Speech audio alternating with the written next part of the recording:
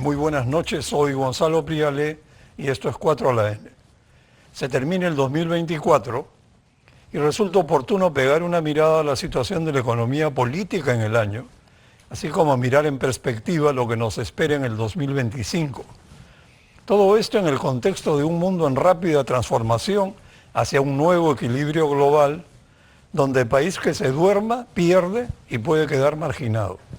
Esta noche me acompañan en la mesa tres de los economistas más respetados del país: Carlos Oliva, exministro de Economía y Finanzas y expresidente del Consejo Fiscal; Elmer Cuba, socio de Macroconsult; y Diego Macera, director del Instituto Peruano de Economía, IPE.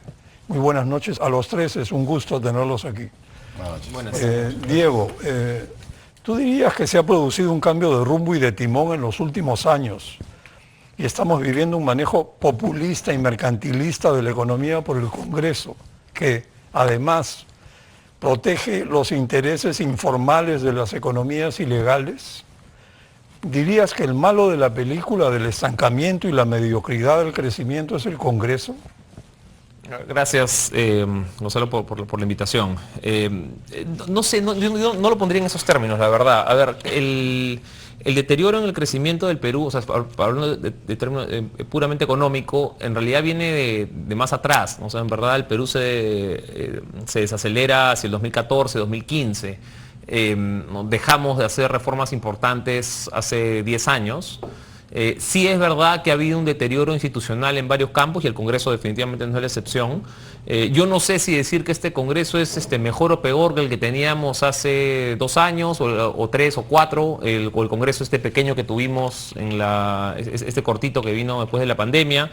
Ese creo que fue especialmente nocivo. Entonces yo no me animaría a decir que que hoy estamos en el peor de los mundos del Congreso, o que sea responsabilidad exclusiva del Congreso. Ciertamente hay preocupación. Puede ser peor todavía en el futuro. A ver, uno nunca sabe acá. Pero obviamente hay una preocupación de deterioro del Congreso, de todas maneras, pero creo que también hay preocupación de deterioro institucional desde la parte del Ejecutivo, sin duda, y estuvimos además peor con el Ejecutivo en el gobierno anterior, también hay que recordar eso. Entonces, el tema, y no se ve solamente acá, ¿no? Este es un asunto, creo que va más, este deterioro institucional, este populismo, no es exclusivo de Perú. Mira, o sea, mira lo que ha pasado en Estados Unidos, ¿no? Puedes apuntar a otros países de la región también. Más que el diagnóstico, ahora el problema es, ok, ya que llegamos aquí, ¿ahora cómo salimos? ¿No? ¿Cuál es qué cosa realista esperar para las elecciones del 26 y cómo evitamos que el siguiente Congreso, que ahora viene además diputados y senadores, puede ser tanto peor? Y cómo evitamos un fraccionamiento como el que que vio en la elección con 18 candidatos, ahora con potencialmente 40, como está viendo el JNE. Entonces, yo no iría, o sea, no necesariamente comparto la evaluación. Creo que el deterioro es más generalizado, y por tanto, de hecho, incluso por eso mismo quizá más grave. Que a veces es bueno tener un villano, ¿no? Carlos, para el 2025 se aprobó un presupuesto de 251.000 millones de soles, equivalente a unos 67.000 millones de dólares. Y en dólares de hoy, el presupuesto público del 2020 equivalió a 47.000 millones de dólares. Un incremento de 42%. ¿Para qué sirvió? ¿Tú notas alguna mejora? A ver, esa es una pregunta un poquito... hay que ponerla en perspectiva, ¿no? Porque en realidad ha habido muchas mejoras en diversas áreas. En los últimos 20 años sí hemos visto efectivamente que ha aumentado, por ejemplo, la cobertura de agua potable y saneamiento. El tema es que últimamente se ha estancado, digamos, pero sí han habido aumentos notables. La pobreza disminuyó en los primeros 20 años de este siglo más de 30 puntos. Entonces sí ha habido una serie de mejoras, pero decía que era un poquito complejo tratar de vincular eso directamente con el presupuesto, ¿no? Ahí, digamos, todavía tenemos una serie de problemas de calidad de gasto que lamentablemente todavía no somos capaces de mejorar. Este presupuesto que se aprobó hace un par de semanas equivale al 22% del PBI. que es, digamos, cifras más o menos similar a lo que hemos visto en los últimos tiempos, ¿no? Yo creo que el problema con el presupuesto diría que son dos. Primero, que a la hora de ejecutar el presupuesto diferimos mucho de las cifras que se aprueban en el presupuesto. Aprobamos 251 para ciertas cosas y a lo largo del año gastamos más y en otras cosas que no estaban previstas. Hay mucha variabilidad ahí, es algo que la OECD nos ha hecho notar y es una mala práctica hacer tantos cambios durante la ejecución. Y el otro es lo que te decía de la calidad del gasto. Definitivamente no estamos utilizando las herramientas del presupuesto por resultados para poder mejorar la eficiencia, la eficacia, la calidad y la oportunidad del gasto. Y allí tenemos una gran tarea todavía por cumplir. Y algo complementario breve. ¿Está equilibrado el presupuesto 2025 aunque el Congreso insista en usar recursos de la reserva de contingencia? Mira, esa es una gran pregunta que yo creo que los abogados van a tener que resolver. Mi visión es que está solamente equilibrada en el papel. En la práctica hay muchos artículos que han incluido en la ley que generan gasto y que no tienen financiamiento. Uno de ellos es, por ejemplo, el aumento a los policías y militares, que según la ley tiene que empezar en enero del próximo año, en un mes. Ese artículo no dice de dónde va a salir la plata. ¿Y es mucha plata? Bueno, es a propuesta de ellos, del Ministerio de Defensa y del Ministerio del Interior. Te podrás imaginar que van a proponer pues, una cifra bastante alta. El MEF seguramente hará lo posible por tratar de bajarla, no va a poder bajarla y nos vamos a quedar con un monto importante que no solamente es para el 25, sino que es para el futuro, incluye pensiones además. O sea, el monto puede ser bastante significativo y no está escrito de dónde va a salir el dinero. Entonces, ¿qué van a hacer? ¿Van a dejar de invertir para poder financiar ese hueco? ¿O el MEF simplemente va a agarrar sus ahorros y le va a hacer un crédito suplementario para aumentarle el presupuesto? Son preguntas que han quedado en el aire en un esquema presupuestario bastante opaco, diría yo, el aprobado hace poco, ¿no? Es lamentable, ¿no? Elmer, por años, hasta no hace mucho, era común escuchar que basta ver el vaso medio lleno, con optimismo, y las cosas mejorarán si nos lo proponemos. Puro voluntarismo, que ve las fallas como áreas de mejora, sin entrar en los detalles que no funcionan, ni solucionar la raíz de los problemas. ¿Hasta qué punto pueden funcionar la voluntad política y la falta de realismo? No, la voluntad política es clave, ¿eh? Y también respetar lo técnico. Yo creo que hay una oleada de populismo en el mundo. Es que es la voluntad política y la falta de realismo. Sí, a ver, el tema de la voluntad es central. Sin voluntad política no ocurre nada. O sea, si la máxima autoridad o los ministros no quieren hacer algo así, no va a ocurrir. Ahora, la voluntad solita tampoco sirve. Tiene que ir acompañado de lo técnico y lo factible, ¿no? Y ahí es donde estamos haciendo agua. Si bien es cierto el Congreso actual no es el responsable, desde un punto de vista más amplio, la crisis política es la responsable, ¿no? Que incluye haber tenido en un lapso solamente de 6 años, entre el 2018 y el 2023, ¿no es cierto?, 6 presidentes en esos 6 años. Eso ha significado una elevada volatilidad en la más alta dirección de todos los ministerios, ¿no? Y eso sin duda termina afectando la productividad del sector público. Si bien es cierto, como dijo Diego, esto comenzó en 2014-15 con la caída también de intercambio, ya esa explicación no basta, ¿no es cierto? Ha habido en los últimos años mejoras en los términos de intercambio. De hecho, este año es un récord de los últimos 40 y el próximo puede ser aún mejor que este, ¿no?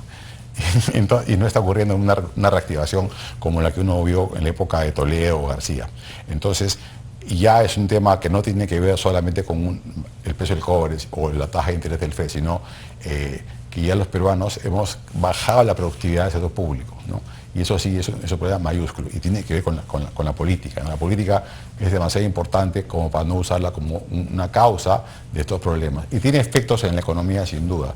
Y la economía también tiene efectos en la política, porque una mala economía puede hacer que gane más adelante más populistas, ¿no? Entonces estamos en un trompo regresivo que nos impide desarrollar, ¿no? Y a la inversa, buenas políticas económicas con crecimiento económico también le ayudan a la democracia y esta retroalimenta, y eso es la historia del éxito que hemos visto en las economías exitosas del mundo, que son pocas, ojo, de los cerca de 200 países, Solamente un sexto de ellos, 33 países, 34, podrían llamarse hoy día desarrollados. El resto no lo ha podido lograr. No es tan sencillo, tienen que alinearse los astros. ¿Cuáles son esos astros?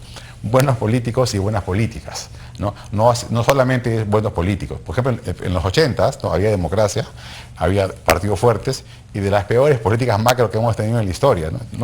Fue una década perdida. O sea, que había buenos partidos y ahora es el peor de los mundos. Hay malos políticos y malas políticas económicas. O sea, buenos políticos, buenas políticas y seguramente buena gestión, ¿no? Que si no, no hay resultado. Diego, continuando con lo que acaba de mencionar Elmer, las cuerdas separadas parece que no eran en realidad tal cosa, sino que la economía fluía porque la política estaba subordinada a la economía y el modelo daba resultados. Ahora la economía ha quedado, digamos, subordinada a la política y lo que vemos no luce bien. Quizás por eso la casi nula gestión pública, el despilfarro y las malas prácticas se han normalizado. ¿Tú crees que existen posibilidades de que esta situación revierta o cambie en el 2025-2026? ¿O estamos a merced del resultado de las próximas elecciones y de que gane alguien que no haga más daño? A ver, hay varias cosas ahí. Primero, sí, lo de las cuerdas separadas siempre fue, o sea, nunca fue un argumento demasiado sólido. O sea, crecíamos a pesar de tener un mal entorno político. No crecíamos a pesar de las falencias del Estado. No es que estuvieran, no, o sea, hubiéramos, quizá la manera quizá más fácil de ponerla es, en economía tratamos de ver el contrafactual, ¿no? Probablemente hubiéramos podido crecer mucho más y de manera mucho más sostenida si es que hubiésemos tenido una institucionalidad más robusta, ¿no? O sea, esto de cuerdas separadas, en realidad yo creo que nunca estuvo ahí. Si bien tenemos posibilidad de volver a crecer en el 25, mira, muchas de las decisiones del 25 se empezaron a tomar ya en los últimos meses de este año. O sea, las decisiones de inversión que venían grandes por lo menos para el primer semestre del 25 se toman pues en octubre, noviembre, diciembre de este año. Hoy la expectativa es crecer, las proyecciones tienen un crecimiento cercano al 3% el próximo año. Mira, en cierto sentido es un poco más robusto que lo que has tenido durante que también vamos a crecer cerca de 3, porque no estamos considerando una salida de pensiones, como que sí tuviste este año, ¿no? Este impulso adicional de consumo a partir de los retiros de los 27.000 millones de soles de los fondos de pensiones. Y además no tienes la base baja de la cual partías en el 23, ¿no? Que te ayuda a llegar al 3% del 24. Entonces, el próximo año tienes un crecimiento de 3%. Si me dice, oye, a partir del 25 podemos darle la vuelta a la cosa, la verdad que yo lo veo bien difícil. O sea, con el gobierno actual, con la fuerza que tiene el gobierno actual, con la voluntad que ha demostrado el gobierno actual, ¿no? Más este juego en pared en ocasiones con el Congreso, creo que es bien difícil esperar que el 25 lleguemos a algo mucho más.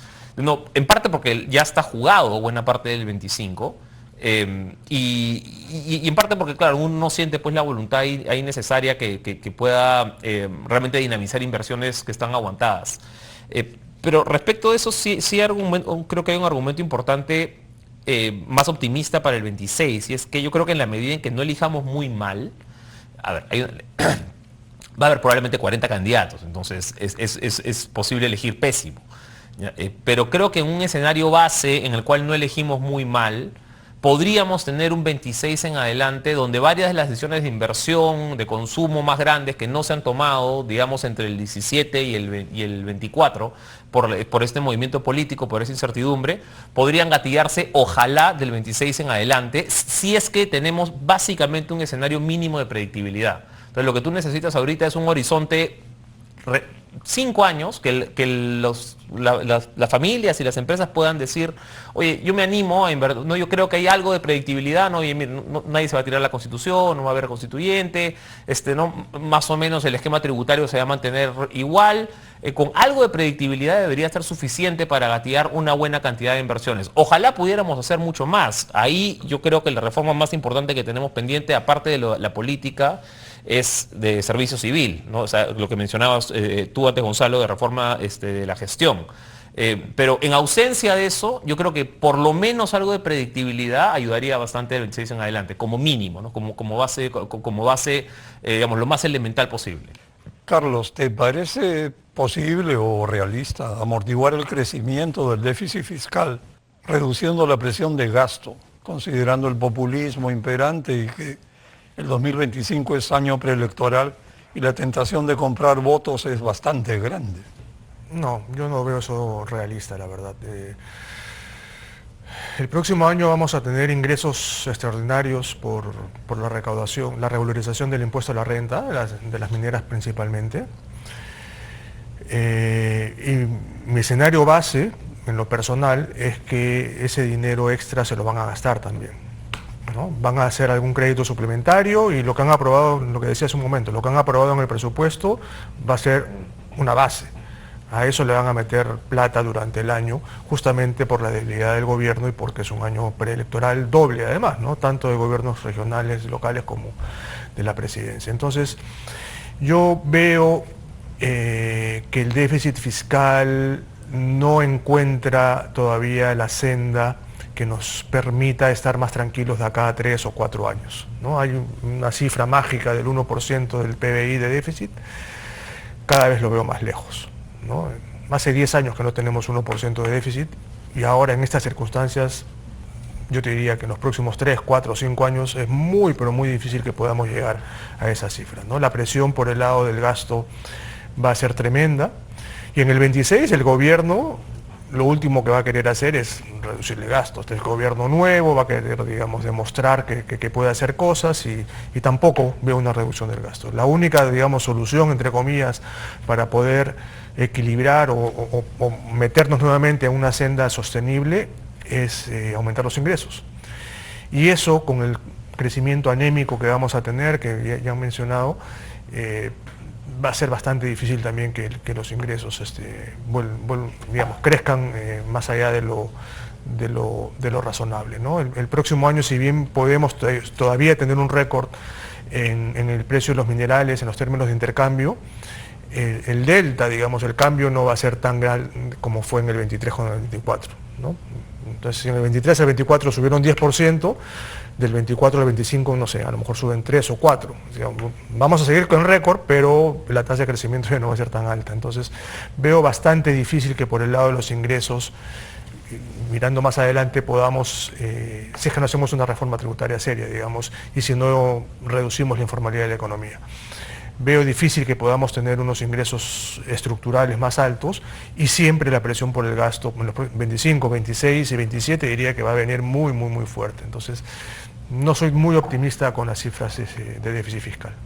Y además creo que hay algo más agravante, que es la enorme impopularidad del Congreso y del Ejecutivo o la Presidenta. Seguramente que los impulsa a hacer populismo pues a toda máquina, pensando que eso les va a recuperar algo de aprobación, y no va a ocurrir. Elmer, estamos ya cerca del final del primer bloque. Se prevé que la tasa de crecimiento mundial se mantenga estable en el 2024 y el 2025, pero en tasas anuales moderadas, digamos resilientes, de 3.2%, en medio de tensiones y riesgos geopolíticos importantes. Y el pronóstico de crecimiento a 5 años es de 3.1, que es, digamos, mediocre. En muchos países grandes y medianos urgiría modificar la política monetaria e introducir ajustes para garantizar que la deuda pública siga una trayectoria sostenible. ¿Cómo puede impactar este complicado contexto internacional al Perú? De muchas maneras, ¿no? Porque Perú es una economía de las más abiertas de la región, por el lado comercial, totalmente abierta, por el lado financiero también, ¿no? Entonces sí nos afecta lo que pueda pasar con los temas de intercambio, con el crecimiento mundial y con la tasa de interés. Lo vemos, ¿no? Es un máximo poder ahora que el FED no baja la tasa de interés y lo dirá todos a la expectativa, cuándo baja, en qué semana baja, ¿no? Para tomar decisiones también locales. En todos los países de la región es así. Y el mundo es difícil que pueda levantar, porque ese 3%, 3,2% de los últimos 2 años han tenido en Estados Unidos muy boyante, ¿no? Muy boyante. Nadie asegura que las políticas de Trump lo van a hacer crecer así en los próximos 4 años, ¿no? Quizá el primer año sí, ¿no? Pero los siguientes 3 años de Trump no necesariamente, si lleva a cabo sus promesas. Y la respuesta de China. Y China tampoco es la economía que teníamos hace 10, 5 o 20 años. Es una economía que está creciendo cada vez menos para el próximo año se espera menos de 5, 4,5, y los expertos en China pronostican un crecimiento de apenas 3% a final de esta década, ¿no? Por otras razones estructurales que hemos comentado también en el programa hace unos meses. Entonces, si estos gigantes, ¿no es cierto?, que mueven la economía mundial, China y Estados Unidos, una no repite su glorioso crecimiento de 2,5, 2,8 de estos 2 años, y el gigante chino no crece esas tasas, es difícil que otra parte del mundo lo pueda reemplazar, ¿no? Entonces, no son años que te van a jalar demasiado. Pero Perú sigue estando por debajo de su potencial. A veces los economistas usamos la palabra PIB potencial, pero puede ser engañoso para el público, ¿no? Porque sabemos todos que el potencial no es 2,5, ¿no? El potencial puede ser 5 o 6% si hacemos las cosas bien. El tendencial, ¿no es cierto?, que hemos observado en los últimos años, efectivamente está en 2,5, ¿no?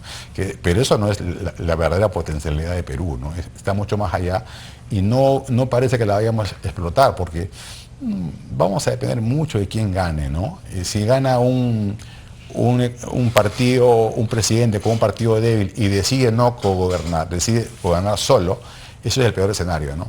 Y el máximo ejemplo es Boluarte, que no tiene popularidad ni en la calle ni en el Congreso, no tiene partido. Algo mejor podría ser que ella de todas maneras. Pero, y si es una persona egoísta que decide no compartir el poder, ahí estamos en problemas. Entonces, el crecimiento peruano en los próximos 5 años está abierto. Y está abierto por el tipo de presidente y el tipo de congreso que vamos a tener, tanto por el mundo. El mundo va a estar ahí, por último no lo podemos controlar, ¿no? El precio del cobre va a ser el que tenga que ser, la tasa de interés del FED va a ser la que tenga que ser. Eso no lo controlamos, nos afecta sí. Pero lo que sí controlamos, los peruanos, un buen domingo, es esa X que todos vamos a hacer, es crucial, ¿no?, para los próximos 5 años. Y ahí soy más pesimista. Lo más probable es que sea un gobierno ligeramente mejor que este, y que estarán entrampados 5 años más, creciendo entre 2,5 y 3. Con lo cual las expectativas positivas se van al 2031, ¿no?, al próximo gobierno. Lamentablemente es así. Y no veo tampoco un rebote tan bueno el próximo año, porque esos factores, efectivamente, retiro de FP, rebote climático, ya no están presentes. Quizás crezcamos un poco menos que 3. Bueno, gracias Elmer. Vamos a una pausa y volvemos. Estamos de regreso. Carlos, el gasto en inversión pública debiera terminar cuando cae el telón, pero el telón cae antes de tiempo, porque por efectos de seguimiento y control, la obra pública termina cuando se concluye la preinversión y se entrega los recursos presupuestados a la unidad ejecutora en lo que se denomina ejecución financiera o devengado. El problema es que se ignora la posterior ejecución física y la calidad del servicio de la obra terminada. Por eso se gasta mucho y se gasta muy mal. Por eso se ha institucionalizado el botín de las obras públicas a cargo de los gobiernos subnacionales. ¿Cómo sacar al MEF y a los sectores de su zona de confort para que tomen cartas en el asunto y amplíen sus roles? Hay varios temas allí que también son bastante complejos al momento de analizar la inversión pública. En primer lugar, tenemos una muy mala programación de la inversión pública, ¿okay? El MEF ha hecho algunos esfuerzos por hacer esta multianualidad de la inversión pública, pero cuando uno ve lo que se ejecuta con respecto a lo que se ha programado, hay una diferencia abismal. Pues ahí hay un primer tema para analizar por qué se programa tan mal. Después los recursos no llegan a veces en el momento que tienen que llegar. A veces decimos, mira, tal gobierno subnacional no gastó su plata del canon. Pero la plata del canon le llegó en julio, financieramente. Y antes tenía un cálculo de lo que podría hacer, pero hasta junio o julio no sabe cuánta plata va a recibir. Y tampoco podemos exigirle a ese gobierno que en 6 meses se gaste toda la plata del canon, porque uno tiene que hacer pues una programación multianual de los recursos, ¿no? Entonces, cuando uno dice, no, mira, ese no gasta, no es tan cierto. Puede ser que efectivamente no tenga que gastarse todo, porque tiene que hacer, como digo, una programación para más adelante.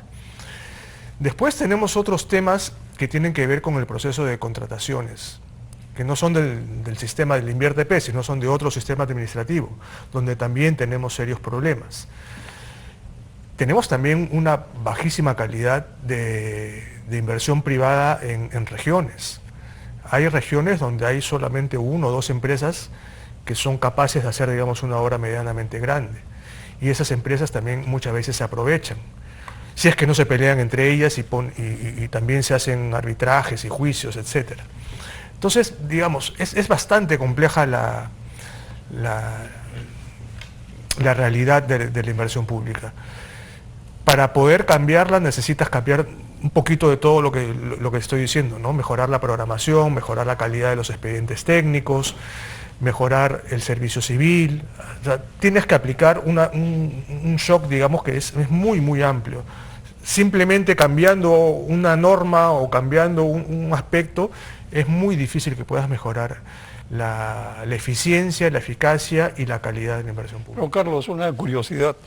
Las mejoras necesarias o reformas que mencionas son imprescindibles, pero siguen referidas a la etapa previa a la ejecución de la obra.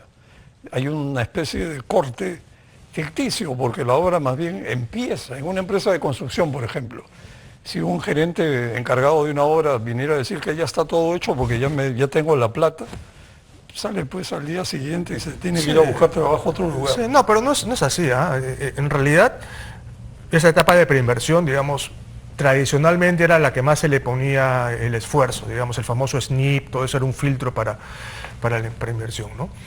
Pero ahora los verdaderos problemas no están en esa etapa, están en la etapa de la ejecución. Una vez que el proyecto está aprobado, digamos, para empezar, ahí recién empiezan a venir los recursos y empieza a ejecutarse la obra. Y allí es cuando empiezan los problemas, por lo que decía, por una mala programación, por un mal expediente técnico, por una mala empresa privada que está haciendo la obra, por corrupción. El tema central está durante la ejecución. Antes, digamos, hace 20 años, el filtro era el SNIP, ¿no? Decían, no, que no pasa el filtro, que hay que contratar a consultores. Ahora es sumamente fácil aprobar un proyecto, para ser sincero, ¿no? Y eso a la vez ha hecho que la calidad de los proyectos baje, ¿no? Pero en realidad el verdadero problema está en la ejecución y no tanto en la preinversión ahora. La cantidad de horas paralizadas crece y la cantidad de horas abandonadas es inmensa. Diego, según The Economist, la palabra del año 2025 es cacocracia, el gobierno de los peores, de los ineptos. Y esto encaja en el caso peruano. Dada la incapacidad de gobernar con un sector público y gobiernos subnacionales copados por la mediocridad y las malas costumbres, ¿piensas que podremos crecer a mejor ritmo y atraer inversiones en el 2025-2026? Mira, o sea, como decía antes, 25 creo que estamos jugando con los mismos jugadores que tenemos hoy día. Eso probablemente no vaya a cambiar nada. Entonces, lo importante es pensar del 26 en adelante cómo nos estamos preparando, ¿no? Y la verdad que por lo menos a primera vista parece que el escenario es peor de lo que teníamos en el 21 antes de entrar, ¿no? En el 21, mencionaba antes, tuvimos 18 partidos que ya era un exceso. Empezamos la elección anterior, el 16, arrancamos con 10 para hacer las comparaciones regionales. O sea, en las elecciones de las últimas de Argentina, cuando salió el señor Boric, Argentina en Milei, en Chile con Boric y en Colombia con Petro, los candidatos eran 5, 7 y 8, si no me equivoco, en cada uno de estos países en primera vuelta. Nosotros arrancamos con 10 en el 16, 18 en el 21 y ahora vamos a entrar probablemente con 40 en el 26. Entonces, esto te pone escenarios absurdos también sobre la mesa, ¿no? O sea, a ver, mira, matemáticamente, por ejemplo, es posible que tengamos una situación en la que ningún partido pasa la valla. No creo que sea lo más probable, ya estoy diciendo solamente que nos ponen absurdos como ese, o sea, tenemos, que de repente sería peor todavía, un absurdo en el que tenemos 1 o 2 partidos que sacan 5 o 6%, todo el resto se cae por debajo de la valla, ¿no? Son los únicos que se reparten en el Congreso, o sea, con 5 o 6%, no digamos, entre los dos suman, vamos a poner 11%, pero acumulan el 100% de la representación en diputados y senadores. Entonces, no creo que sea el escenario base, ¿ya? Pero sí te invita a pensar lo ridículo que es la situación en la que estamos entrando con una elección de 40 partidos. Entonces, yo no sé si, usted dice, oye, ¿es posible pensar que vamos a hacer algo mejor? Mira, podría ser, ¿ya? Pero mira, si la elección pasada no sabíamos quién iba a ser presidente una semana antes de primera vuelta, no sé si recuerdan, la última encuesta pública teníamos a 5 candidatos liderando y ninguno era el señor Castillo, una semana anterior. O sea, en realidad lo que podemos decir con algún rango de certeza un año y medio antes es bien pobre, ¿no? Ojalá tengamos entre algo de suerte y capacidad, y aquí se juntan dos cosas, ¿no? Se junta un poco la oferta electoral, ¿no? Porque obviamente el menú del que vamos a poder escoger importa un montón, y la capacidad también de los electores de elegir mejor. Ahora, si efectivamente vamos a lograr algo mejor que lo que tuvimos en la pasada, no sé. Que estamos condenados con esta fragmentación increíble que hay, y la elección va a ser ojalá se puedan dar las condiciones para promover algunas alianzas, no, pero eso depende ahora del Congreso, ¿no? O sea, tú tienes la propuesta, por ejemplo, para tener que ya se aprobó en la Comisión de Constitución, ¿no? Que una alianza electoral suba la valla en un punto, ¿no? O sea, pasas de 5% a 6%, independientemente de cuántos partidos configuren la alianza. ¿No? O sea, podrías tener, si son 2 partidos en la alianza o son 10, da lo mismo, sigue siendo una valla de 6. Eso ayudaría. Entonces creo que hay que pensar en fórmulas de ese esquema para evitar un caos absoluto de acá a año y medio. Claro, igualmente muy importante es el financiamiento privado para los partidos que participan en elecciones. Elmer, ¿a qué se debe el hecho que por décadas un aumento en los términos de intercambio, es decir, la relación entre los precios de nuestras exportaciones y los precios de nuestras importaciones, generaba un auge fiscal y mucha inversión? Desde el 2022, como ha señalado, esta correlación se ha vuelto negativa. Entonces, ¿cómo podremos recuperar la dinámica de la economía? ¿Con un choque interno, no externo? Sí, en verdad se ha roto esa correa, no se ha roto, ha dejado de funcionar como funcionaba antes, ¿no? Sigue estando ahí, se sigue reflejando solamente a recursos fiscales, ¿no? No hay duda que si sube el precio del cobre va a haber más recursos fiscales, eso sí, pero no está ocurriendo un boom de inversión privada minera y no minera. La minera porque los trámites de hace 20 años o hace 15 o hace 10 ahora son mucho más complejos, ¿no? Y entonces demora más tiempo. Y 2, porque la parte no minera también tiene que ver pues, con la crisis política, no hay duda, no saber quién va a ser presidente, si va a cambiar las reglas del juego. El Congreso mismo cambia las reglas del juego de algunos sectores, pone factores distintos, salarios distintos, tasas de impuestos distintas. Entonces hay elevado riesgo, ¿no? Entonces eso ha hecho que la inversión privada deje de ser el motor. Pero sigue habiendo, o sea, la inversión privada existe, ¿no? Lo que está jalando el 2,5 del llamado potencial no es la inversión privada, que sigue siendo alta, sino es la productividad del sector público y la productividad total de factores, que son negativas. O sea, si no fuesen negativas, si fuesen 0, con la misma inversión privada actual, que no es baja, repito, puede crecer 4. O sea, ese no es el tema hoy día, no es solamente inversión privada, es alta. El 20% del producto no es bajo, 22% del producto de la inversión privada. Eso es algo que cualquier país de la región quisiera tener. Pero lo que no tienen es este tipo de gestión pública que nos afecta por todo. Mira el tema de la delincuencia, el tema del poder judicial, el tema del tráfico. Son factores microeconómicos que finalmente afectan la productividad de factores, ¿no? La falta de educación, entonces, de la gente, de la formación misma, hace que lo que pase fuera de la firma sea más complejo. Puedes tener el mejor personal, la mejor máquina, pero lo que pasa fuera de la firma, llegar al puerto, sin que te roben, un juicio, una disputa, un alcalde que no te hace caso cuando falla a tu favor una vecina internacional, eso eleva el riesgo de la inversión, ¿no? Y eso ha inhibido que tengamos mira, los 3 mejores años, en los últimos 40 años, los 3 mejores años de tema de intercambio son este año, el año de Castillo, y que sea el próximo, ¿no? Y mira la inversión privada que antaño hubiera crecido pues 10%, ahora está en 0, ¿no? O 2 este año, y el próximo año. O sea, ese es un tema que... Y no soy tan optimista el próximo año, porque la presidenta Boluarte no creo que sea más popular que ahora, ¿no? En 12 meses más va a estar exhausta, ¿no? Y quizá con otro gabinete y en plena campaña política. Entonces, no veo que ese escenario, ese clima de inversiones sea mejor que este año, ¿no? Para comenzar. Un segundo factor que ha ayudado es el rebote climático, ¿no? Ya rebotó la pesca y el agro y ahora no vas a reajustar el próximo año. Un octavo retiro de pensiones no está en la mesa, entonces es otro factor. Inversión pública, con todos sus defectos, este año está creciendo cuando 15%, 15 no va a crecer 15% el próximo año. Entonces, esos factores hacen que el próximo año puede no ser igual que este, podemos crecer quizá 2,5%. Y el tema fiscal, refiriéndome a la buena participación de Carlos, efectivamente es retador, ¿no? Cualquiera que asuma el puesto del ministro de Economía tiene un enorme reto, primero, para comenzar, cumplir su palabra, ¿no? Es altamente probable que el próximo año tampoco se cumpla la meta de 2,2, ¿no? Porque este año, ¿en cuánto cerrarás? Con un poco de maquillaje. 3,7. 3,7, sí. ¿Ya? Darle 3,8 allá. Ok, un punto de regularización, estás en 2,8 y te plantas. O sea una cosa es explicarle al mercado, oye, un año fue por la recesión, este año fue porque impulso fiscal positivo, y el próximo año, ¿qué vas a decir? ¿No?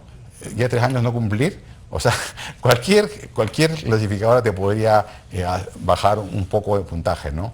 Y eso pasa de pronto. Entonces, no creo que esté en duda la solvencia, estamos lejos de eso todavía, sí. Pero sí tenemos que hacer un reajuste fiscal y lo va a hacer ya el próximo gobierno. No veo que tenga la voluntad ni la fuerza, y con este Congreso de frente, nada va a cambiar. O sea, el próximo año, porque va a ser mejor en lo fiscal, digo, ¿no? La debilidad del gobierno, de la presidencia, la fortaleza del Congreso y sus aires populistas van a estar presentes o exacerbados. Entonces, ya ese ajuste fiscal, esa consolidación fiscal, la verá el próximo gobierno, ¿no? Que nos llegue nuevamente a una... Y ojalá que aguante todo y que no se desmadre el tema del riesgo país, ¿no? Eso hay que cuidarlo como oro. Ahí, como decía Carlos, la mejor salida para déficit fiscal es crecer más, ¿no? Sí, hay un espacio también de gestión, que hablabas tú, Gonzalo, gestión, o sea, gestión tributaria, ¿no? O sea, con la misma tasa de renta IGB, mira la elevación que hay, ¿no? O sea, la zona a veces se dedica como se dice, a cazar en el zoológico, ¿no? A los actuales, a los pricos, ¿no es cierto?, que son los primeros contribuyentes, les restringe cositas, las devoluciones de impuestos. Ahorita está apretando fuerte, tirando cosas más con reglas fiscales, ¿no? Reteniendo. Entonces, está ajustando para mejorar la foto de fin de año. Pero eso no es sostenible, ¿no? Me refiero yo a la evasión grosera que hay de IGB y de renta. Y eso sin cambiar ninguna ley tributaria, simplemente pura gestión que la zona no está haciendo, ¿eh? Y hoy día lo puede hacer con mucho más, digamos, facilidad que hace 10 o 20 años por el tema tecnológico. Tenemos hoy día, ¿no es cierto?, Big Data, o sea, que se puede hacer el servicio de buscar cuáles son esos bolsones de empresas, no solamente en el mundo informal, las empresas formales también evaden, ¿no? Y ahí está el problema central, con doble tributación, y es fácil de identificarlo. La evasión del IGB es como 32%, y la de renta está por el 47%, por ahí, ¿no? Ahí tienes 3 puntos de producto. Carlos, continuando, este tema creo que es clave. Como bien dice Elmer, el próximo año es altamente posible que se incumpla la regla fiscal. Pero para que el público comprenda en qué terreno estamos parados, tan peligroso, ¿hay algún límite, no legal, sino práctico, que no se puede propasar? O sea, ¿cómo es que se llega a perder el control fiscal en las economías que colapsan? A ver, el secreto siempre en la parte fiscal es cómo te financias y a qué tasa te financias, ¿no? Hay países que tienen déficits fiscales mucho más altos que el Perú, pero se financian a una tasa mucho más baja, como Estados Unidos, por ejemplo, ¿no? El déficit creo que bordea el 7%, pero se sigue financiando al 3,5% o 4%. Entonces, todo depende de lo que decía Elmer, de la solvencia, ¿no? De la capacidad, cómo te ven, si tú eres alguien que me va a pagar lo que te estoy prestando o no.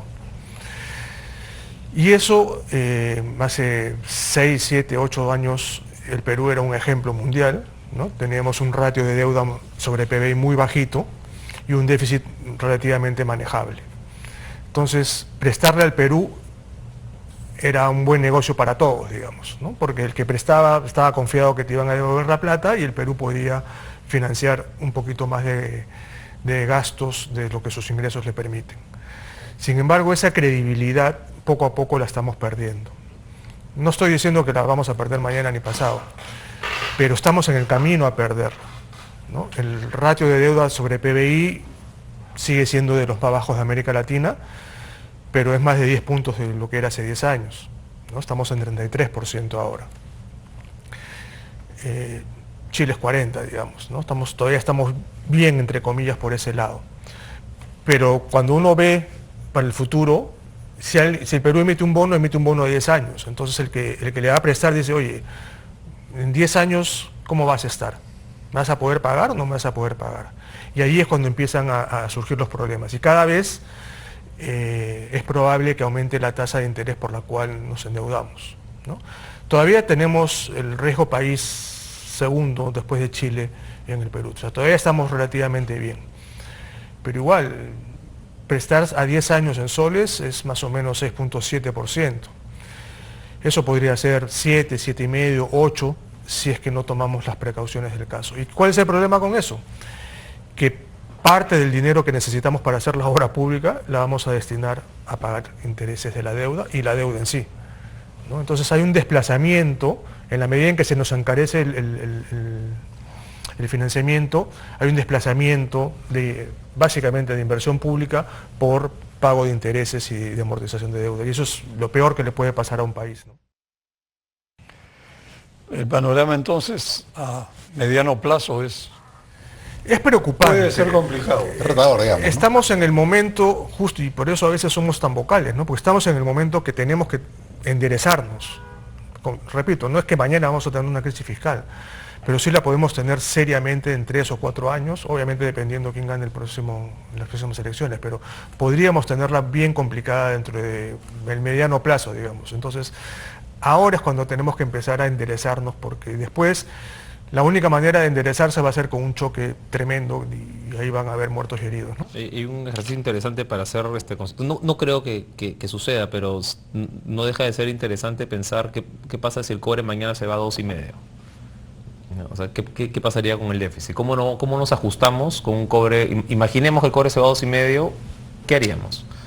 Entonces, ahora estamos como estamos porque tenemos con un cobre por encima de $4 la libra. ¿No? Y eso nos permite cierta holgura. Pero si nos ponemos en épocas de vacas flacas, ¿de dónde vamos a ajustar?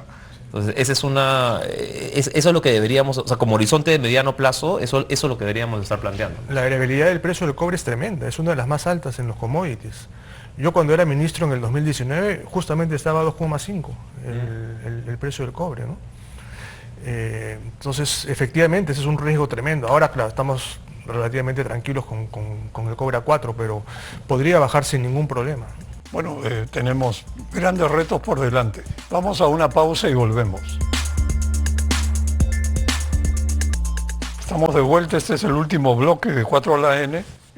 Diego, ¿cuál es la perspectiva del crecimiento y la inflación para el 2025 en el Perú y en nuestros países vecinos, Chile, Colombia, Brasil? Mira, en el Perú felizmente estamos ya con la inflación en rango meta desde hace varios meses. La expectativa es cerrar, de hecho, cerca del centro del rango meta. Y para el próximo año las expectativas de mercado están en 2.4 de inflación para el 25 y algo parecido para el 26. Entonces, por ese lado, felizmente el Perú es un país aburrido.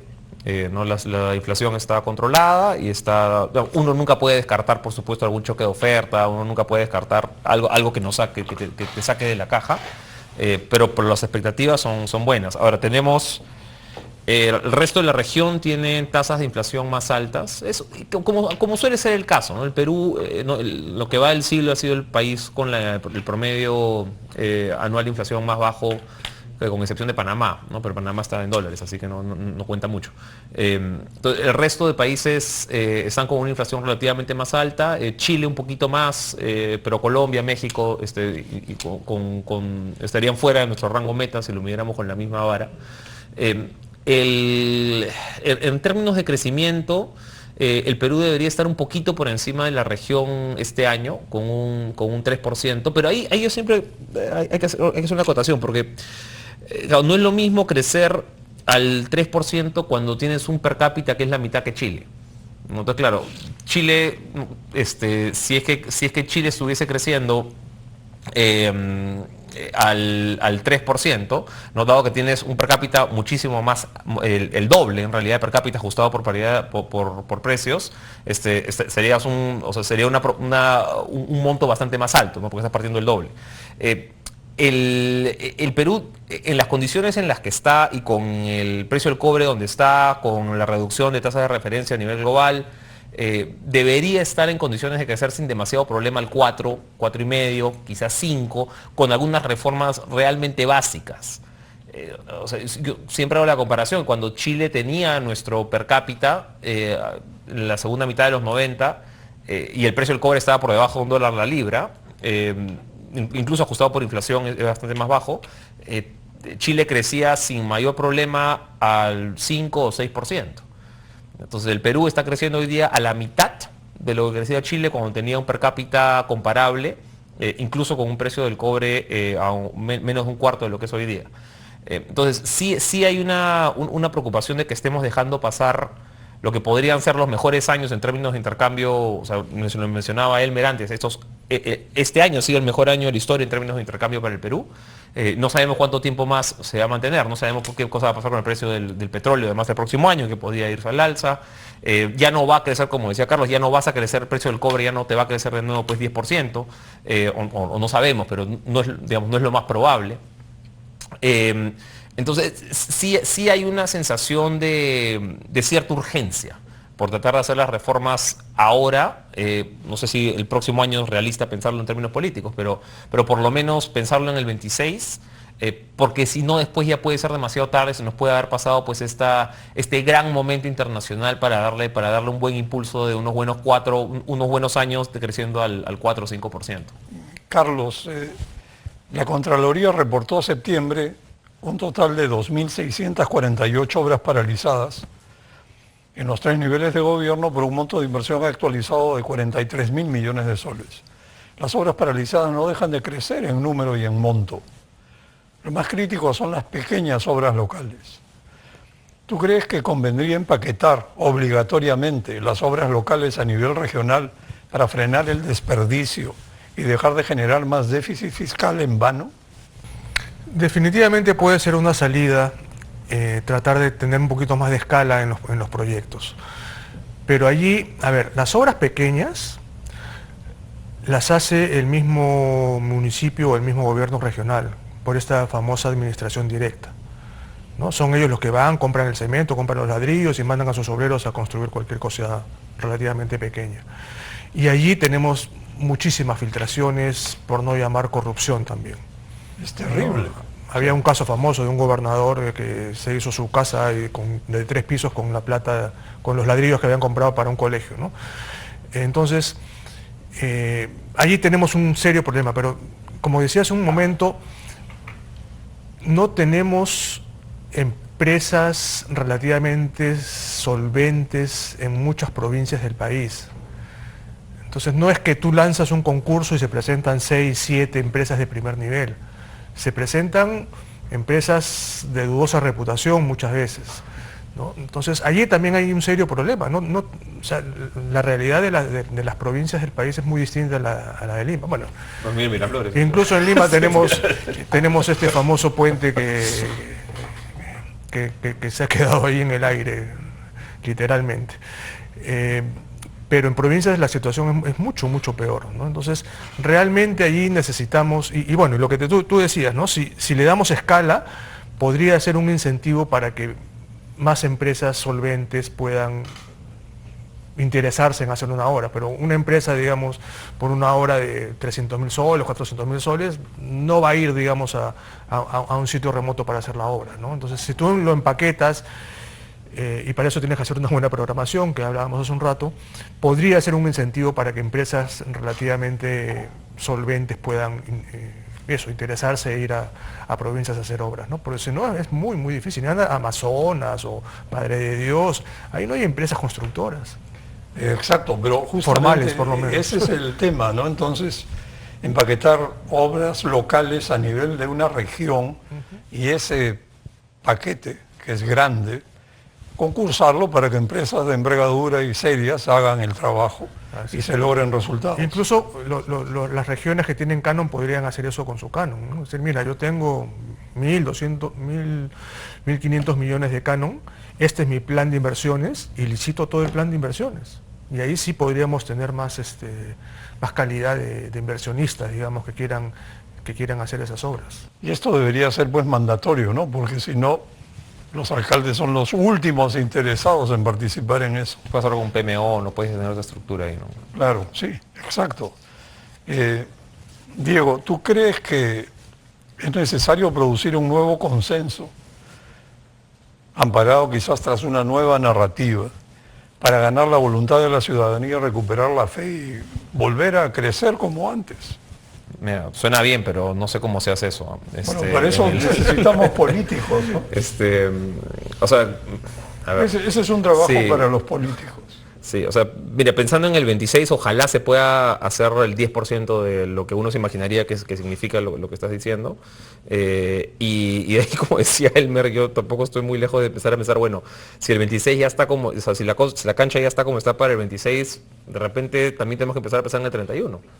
Mira, si fueras un político racional, tú tratarías de impulsar para que el año 25 se hagan todas las reformas necesarias para que cuando yo gane en el 26 tenga, digamos, la mesa servida, ¿no? Eso lo quería alguien racional, ¿no? O sea, mira, que el costo de hacer las reformas se lo coma este gobierno para yo cosechar más adelante. Pero acá no piensan así, ¿no? Quizás es una oportunidad más bien, ¿no? Para construir consensos, y eso es parte de la campaña electoral. Ahora, ¿qué piensas de esto, Elmer? Sí, no, creo que no hemos tenido consensos hace 200 años, ¿no? En la semana pasada hemos cumplido 200 años de independencia. Ya no podemos culpar a una fuerza extranjera de lo que hemos hecho los peruanos, ¿no?